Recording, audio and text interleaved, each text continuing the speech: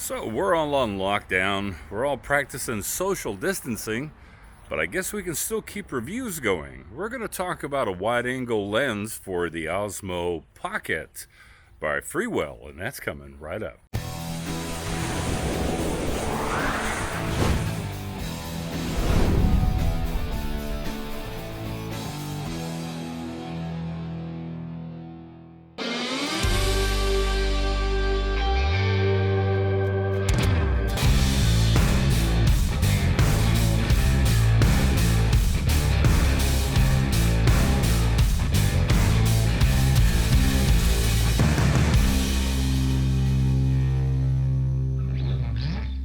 You know, the Osmo Pocket is probably one of the most versatile and enjoyable little cameras that I've got, just because you're able to shoot 4K 60, 4K 30. You've got image stabilization via the built-in gimbal. It's small, it's pocketable, hence the name Osmo Pocket. But one of the problems that a lot of us face with the Osmo Pocket is that its field of view, it is very, very tight. I did a review on the Ulanzi wide-angle lens, and I'll put a link to that right up here so that you can check it out. And while it did give you a wide-angle look, the outside edges were really just soft and almost kind of blurred out. So I want to see how this Freewell looks. So let's pop that on now. So now I've got the Freewell, the wide-angle lens, put onto the Osmo Pocket, and it should give us a nice wider field of view. But I want to see how do the edges look on this one, because like I said, with the Ulanzi, the outside edges were very, very distorted. A lot of vignetting going on and just really soft. So let's see close up how it looks.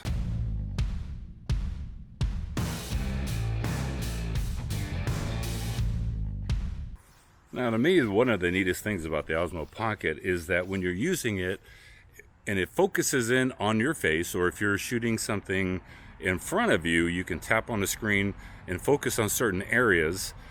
And when it's focused on you, like right now, face track is on, everything behind me should be out of focus and kind of blurred out a little bit.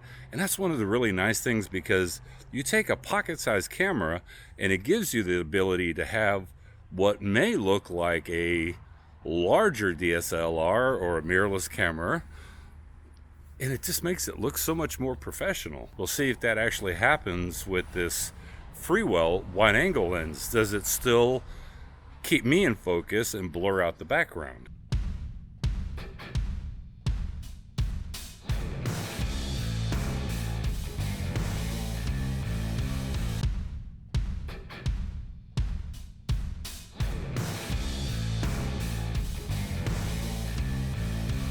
Now, I do not have this hooked up to my phone. I'm just looking at the little screen that is actually on the Osmo Pocket, just to see framing wise and how wide of a field of view that we have. And it seems really nice because it looks like I've got some good wide angle compared to the regular lens that's on this. And I do not have my arm all the way stretched out. Now it's stretched all the way out. But then again, I'm 6'6", so I have a pretty long wingspan compared to the average person. Now, just for comparison's sake, I want to put on the Ulanzi just so we could tell, is there a difference between the two, and is this Freewell sharper? Okay, so now I'm using the Ulanzi wide-angle lens for the Osmo Pocket, and I'll do the same test looking at that little clock to see sharpness in that little vignetting on the outside edge.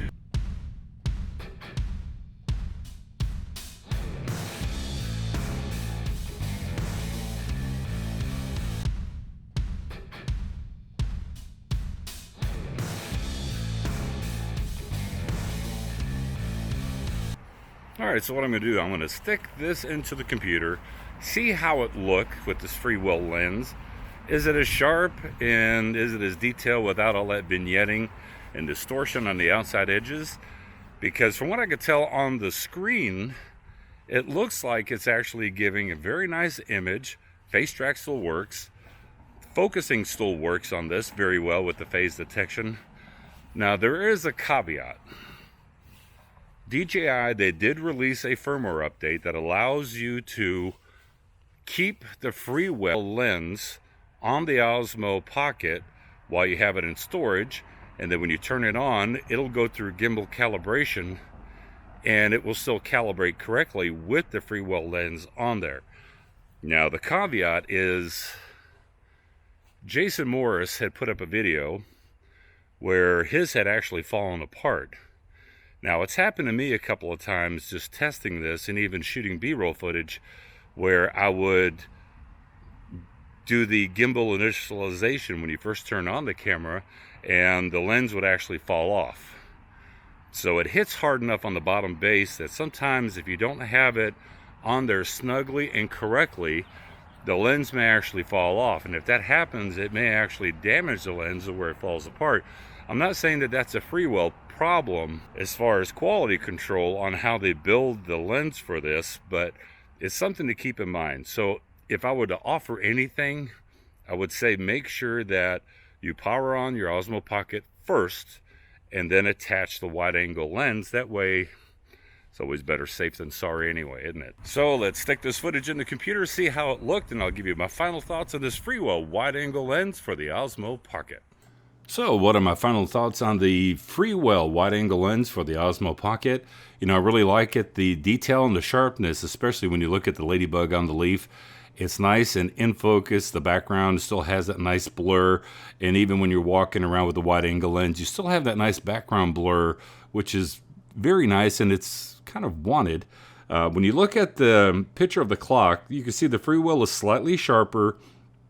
But another thing to notice is with the Ulanzi, you get that distortion, a little bit of that fisheye distortion on the right side of the board, where with the Freewell, you don't get any distortion. So all in all, I really like this lens. It definitely is something that can be used and is really needed with the Osmo Pocket since its field of view is so narrow.